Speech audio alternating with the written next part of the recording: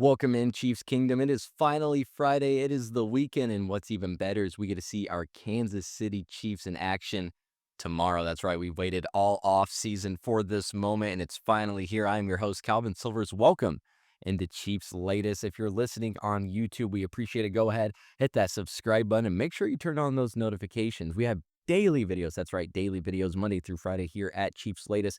You're not going to want to miss any of the action. So go ahead, hit that subscribe button, and turn on those notifications. And if you're listening anywhere else, also appreciate you. Leave 5 stars, a comment, whatever it takes. We are on Spotify. We are on Apple Podcasts. Really anywhere that you can get a podcast, you will find Chiefs Latest. Once again, appreciate all the support and love. And let's just dive right into this lovely Friday's episode because we know that there are only 3 preseason games in 2025. So every game and every rep is going to count, especially for these rookies and just anyone trying to make the 53-man roster. Well, Andy Reid on Thursday during training camp made an interesting call, one that we usually hear, but he doesn't really stay true to this. He did say that Patrick Mahomes and the starters will get the first quarter action against the Cardinals on Saturday, and it's a calculated move, but let's be for real.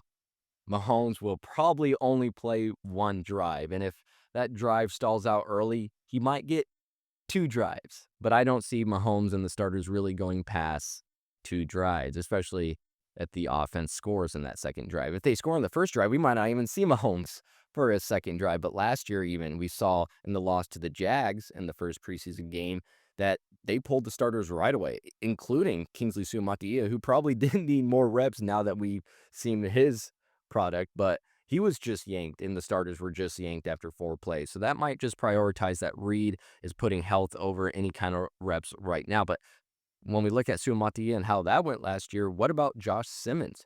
Are the Chiefs going to leave him in longer? Are they going to take him out right away? Is he only going to get reps with Mahomes? That's going to be an interesting thing, too, to see how many snaps he gets. And Simmons, he needs that live action. He needs to understand the speed of the league, especially after his injury last season in college. I think one of the hardest positions besides quarterback to jump into as a rookie is anywhere on the line and getting that down, especially with the different speed. So that's going to be interesting. But besides watching Simmons, I think offensively, if we get to see Mahomes for 2, maybe 3 drives or maybe the first quarter, but if we do get to see him out there for an extended amount of time, I would love to see, his connection with Tyquan Thornton and even Jalen Royals. You got Thornton's speed, the ability to be a deep threat. We've seen him arise in training camp, and it's been fun. And for Royals, he's just had that rookie spark. Of course, they don't think he's going to have as big of a role, but with these lingering issues that we've seen so far in the wide receiver room in terms of injuries, he might have to step in and, again, be a rookie that has a lot on his plate here in the Chiefs offense. Of course, though, we know that a lot of this isn't just because of the nagging injuries, but because we are expecting Rashee Rice to be handed down a suspension at some point, and I would assume in the next couple weeks. We'll see. But, of course, according to Reid, now we'll see, but Gardner Minshew will take the entire second quarter. He might go in earlier. We'll see how the starters do. Zappy gets the third quarter with the third strings, and then Chris Oladokun will get the fourth quarter with whoever else is out there or whoever else hasn't played as much. But again, just looking at last season, the starters only played 4 snaps in their first preseason game. And again, I just kind of want to see Simmons out there for a few reps and a few drives at least just to see how he handles the game speed. But Mahomes likely 1 drive, maybe 2, and Simmons snaps are going to be interesting, and it's going to be key. But again, I really want to see Thornton. Really want to see Royals, and I just want to see that connection that they've established so far in camp, because especially if we see, Rice with 3 to 6 game suspension, and we do see these injuries linger, those 2 are likely going to have to step up and contribute in a large way.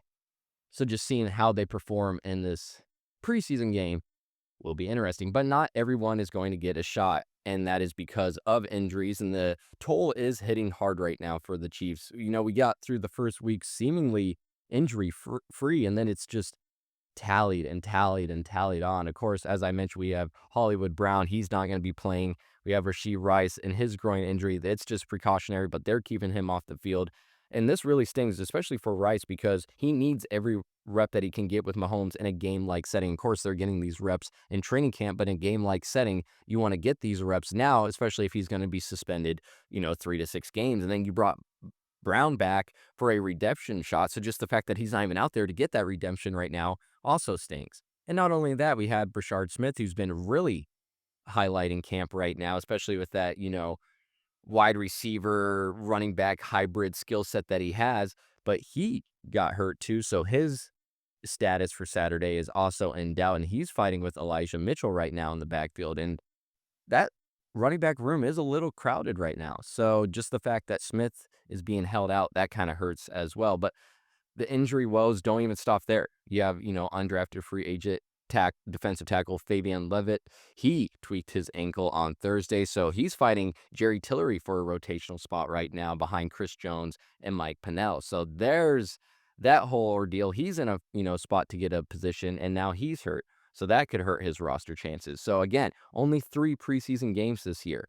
These absences are a storyline to watch. Will they get in? Will they have the opportunities that they thought they had? Because after this one, there's only 2 more chances. But on the bright side, we did see cornerback Christian Fulton, linebacker Drew Tranquil. They were able to return to training camp practice. Of course, they were just doing individual drills. But hey, it's good to see, especially after Fulton's been on the PUP list. Tranquil had that back strain for a little bit.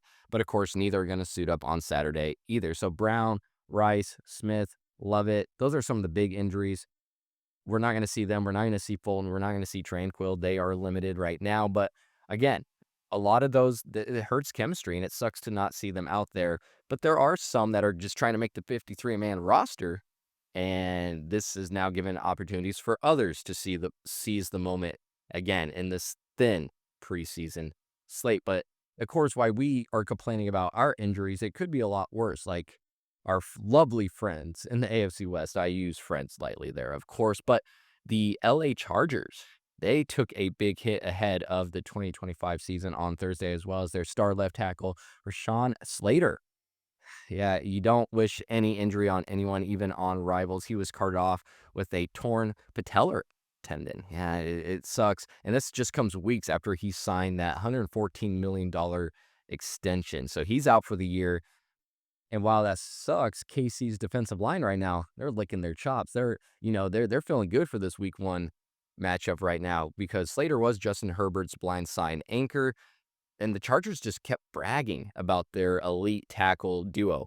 You have Slater, you got Joe Alt. I mean, this was big time for them. And now they're scrambling. They're likely going to have to slide Alt to left tackle, Trey Pipkins to right tackle. I mean, Pipkins did play there from 2022, 2023, so he does have some experience there. But we know the Chiefs left side, George Karlaftis, Chris Jones. It's going to be a nightmare, not only for any O-line, but let alone one in crisis. You got Jones' power, Karlaftis' relentless motor. That's going to feast on, Alt's inexperience, and Pipkins' probably rust in week 1. He only has a few weeks now to get into that rotation there. So the Chargers line woes, it doesn't stop there either because Mekhi Becton is still dealing with an injury. He's been out since July 28th. Now, this is a minor injury, but that is still something to bring up too. So this unit has been reshuffled, and it's not good because the Chargers are going to want to run the ball. They're going to like what they have, and now that's kind of scary. So you're going to have to maybe lean on Herbert and his arm a little more. So again, golden opportunity for the Chiefs, but we can't sleep necessarily on his arm, Herbert's arm, or Harbaugh's grit and his will to get his teams going. But yes, Slater's loss, I think that tilts the AFC edge just a little bit back towards Arrowhead. I'm not saying even that the Chargers were, second in line to, behind the Chiefs. I'm just saying that now tips a little more in favor of the Chiefs. But why does this tip in favor for the Chiefs too? Well, because Slater was damn good. 90.9 PFF grade. That was the second best through offensive tackles last year. But again, Karlaftis 8 sacks, Jones 74 pressures. A lot, by the way. That is a lot of pressures all last season. That is going to exploit the Chargers' makeshift line, especially Alt's transition to left tackle. I think that's going to disrupt Herbert early, especially when we face them early on in the season. So again, the season-ending injury, I think that hands Casey's line an advantage for whenever they play this season. And it again can't just rule out Herbert and his playmaking. I think that's going to keep them dangerous enough. But again, it does help that he does not have his best protector there anymore. Well, back to Saturday's game in the Chiefs. Who are the 4 players in my mind that need to play well. We know Rice, Brown, if all those guys that we talked about earlier stay sidelined, then I think these will be the four important players that need to perform well. And those are Sky Moore, Jalen Moore, Felix Anudike-Uzama, and Joshua Williams. When talking about Sky Moore, it's been a broken record. It feels like every year we're saying, okay, he needs to, have a good camp and then he'll take that leap. But again, his roster spot hinges really on a strong preseason, not necessarily even on the wide receiver side, but on special teams, because he's going to be battling Nico Remigio for that final wide receiver slot, or even that final wide receiver, or just roster spot in general. If you look at Jalen Moore, he's signed for $30 million, $21.2 million guaranteed. He's splitting right tackle reps right now with Jawan Taylor. Again, his spotty career makes this a prove it moment. He needs to lock down the starting role and prove that he's worth the money that we gave him. When you look at Anudike-Uzama, a 2023 first rounder, he's slipping behind right now rookie Ashton Gelati. Gelati has that speed. Gelati has that versatility. He's been showing it in camp, especially of late. So a lackluster game or a couple lackluster games, I think that's going to cement his bust label. And then just going to Joshua Williams, we've been talking about him a lot lately. He's rumored to be on the trade block. He faces, a 2-for-1 shot here. Shine in KC or shine in these preseason games and you get to stay in KC. Or shine in the game and you get a booster value for a trade to teams like Dallas or even teams like New Orleans.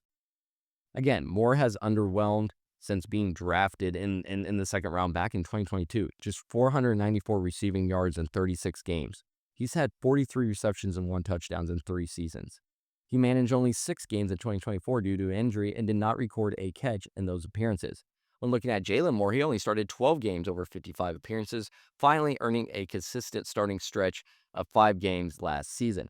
Now Moore's pressure rate allowed on dropbacks historically is above league average for swing tackles, so not good there either. And Williams, once a promising day 3 pick, he contributed to 2 Super Bowl runs, is now reportedly, like I said, slipping on the team's depth chart. Williams is auditioning for not just, to stay with KC, but to be a role on other teams.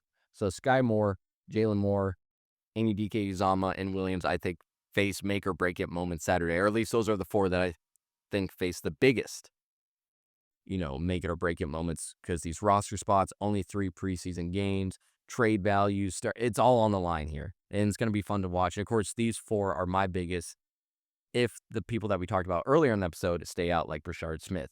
Because if he can play, then he also needs to have a big game on Saturday, which, again, he has been performing very well in camp so far. Well, that's all that we have here on this lovely Friday here at Cheifs Latest. Once again, if you're listening on YouTube, go ahead and hit that subscribe button and turn on those notifications and leave a comment. Let me know what you thought about this episode. Let me know what you thought about who's going to be playing and who's not going to be playing, and if you think the Chiefs are going to get a win on Saturday, and what athlete or what position group are you looking forward to on Saturday in this first preseason game. Again, I am your host, Calvin Silvers. You are listening to Cheifs Latest, and until next time, have a good one.